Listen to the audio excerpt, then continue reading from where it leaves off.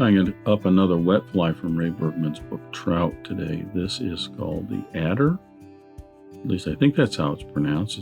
It's spelled A-D-D-E-R, so I'm assuming the A is not long.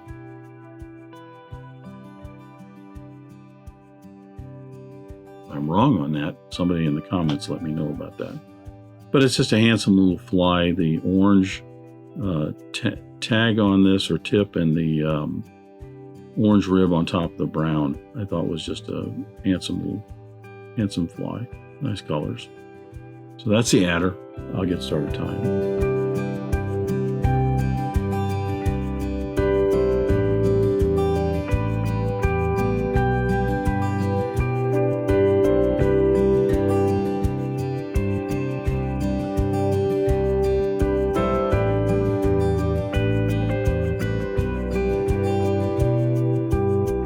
I'm going to start the adder with my hook and the vise. This is a Mustad 33.99 in a size 6. Just a standard wet fly hook.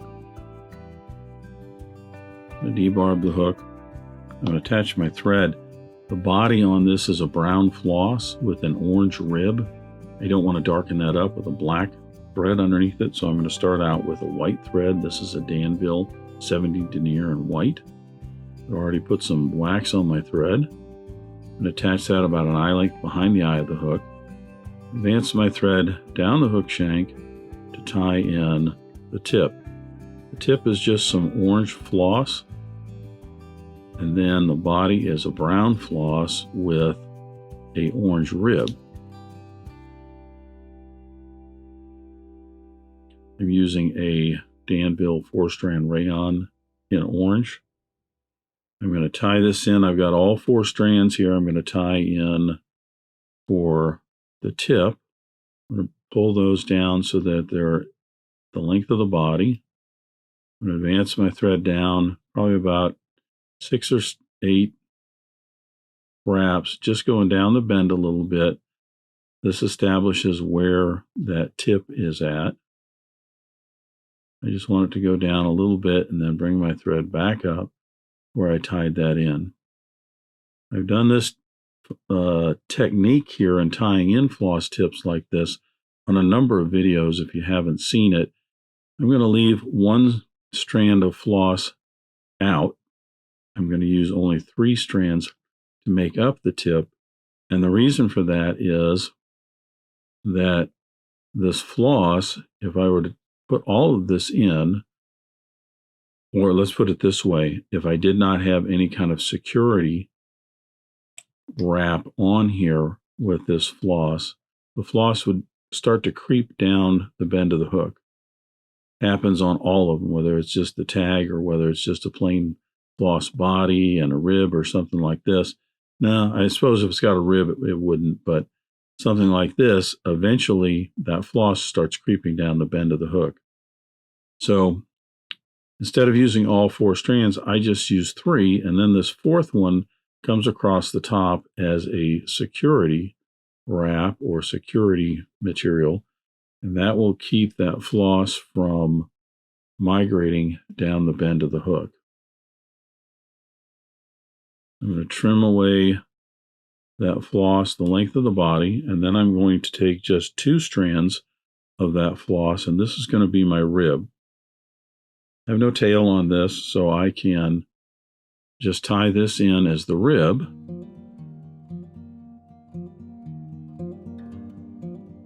Pulling this down to the length of the body. Now I'll attach my floss body. I'm using a Danville 4-strand Rayon in brown for the body. I'm going to use all 4 strands here. And again, attaching this so that the tag end of that is the length of the body. Now all of this will give me a nice smooth underbody. I'll wax on my thread.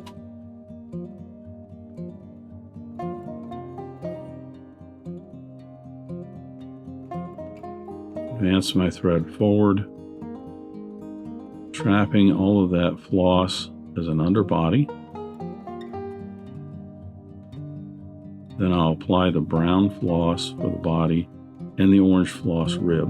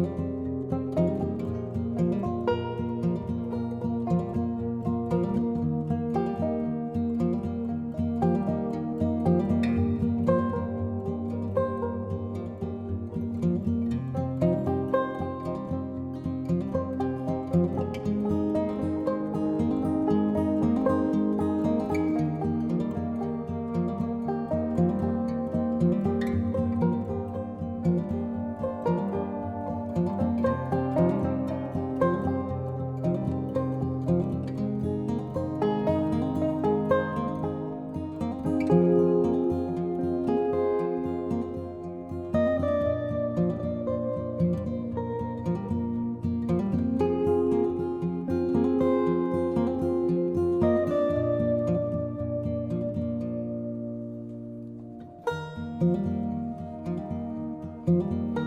going to change over to my finishing thread, which is just a black. It's just a Danville 70 denier in black. I already put some wax on this. Now you probably noticed that when I applied that brown floss body, as I got up to the end and the thread, I started to wrap the thread around it, but the floss had loosened up a little bit. One, it started to spread out a little bit because I didn't have everything under the same tension. Sometimes that's fine because as you bring it around, the thread right here keeps it from going any further and it collects. But something happened. I lost a little tension or something, and it just got kind of loose up here. Sometimes you can wrap that and recover it. Sometimes you can't. It just doesn't look right. So I ended up taking the thread off and 3 or 4 wraps of floss, stroking that, pulling that a little tighter so that it's all under the same tension, and rewrapping that. Keep that in mind. Sometimes that's what you have to do to make certain that you've got the nice smooth body you're looking for. Now, the throat on the adder is just some brown Hackle. I'm using some brown Schlappen.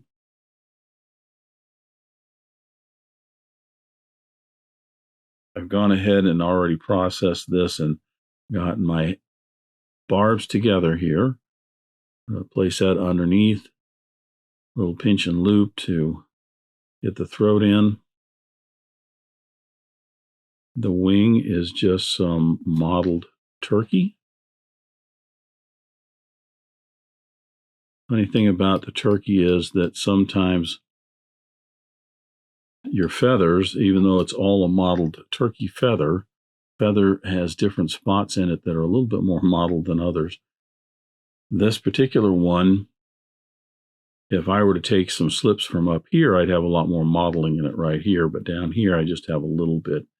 I don't think it really matters a tremendous amount whether I'm taking it from up here to get that speckling and everything in there more than down here.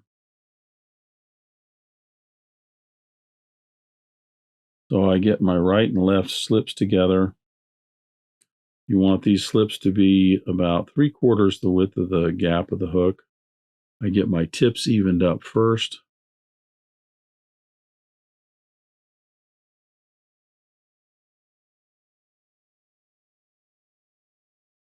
And then I'm going to line the top right here with both of them to see if they're even down on the bottom. My side has a little bit more, but this is also wider than I want.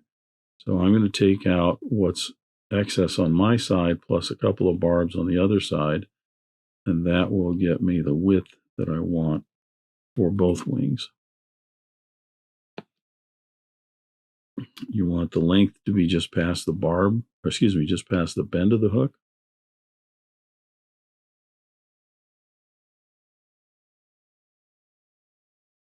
Little pinch and loop.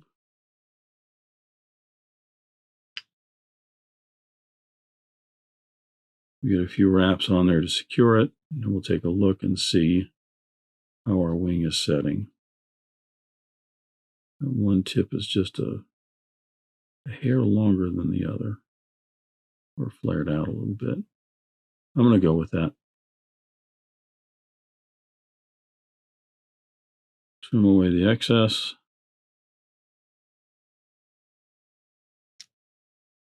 Now I'll bring my thread up behind the eye of the hook and start shaping the head. This is to cover up any butt ends of material, get a nice smooth transition from the body down to behind the eye of the hook.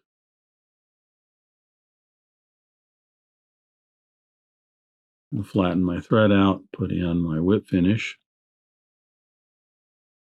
A little bit of fly tight head cement on there to solidify all those thread wraps.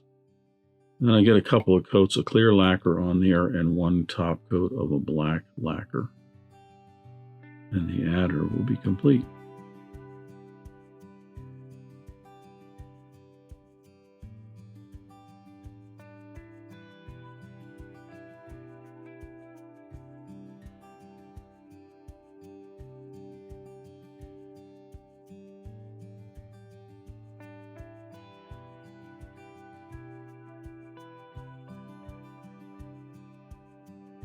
And some little fly with the brown and the orange floss in there. Probably also noticed that when I put the rib in, I was twisting that.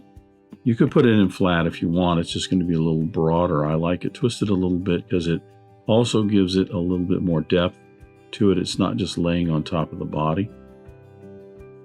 But there's the adder and some little fly from Ray Bergman's book, Trout. Thanks for watching today. Thank you for joining me at the Vise today. I hope you learned a new pattern, at least a tip or trick here and there. If you'd like to help Dress Irons, you can like, comment, share, subscribe, all those wonderful things for the video.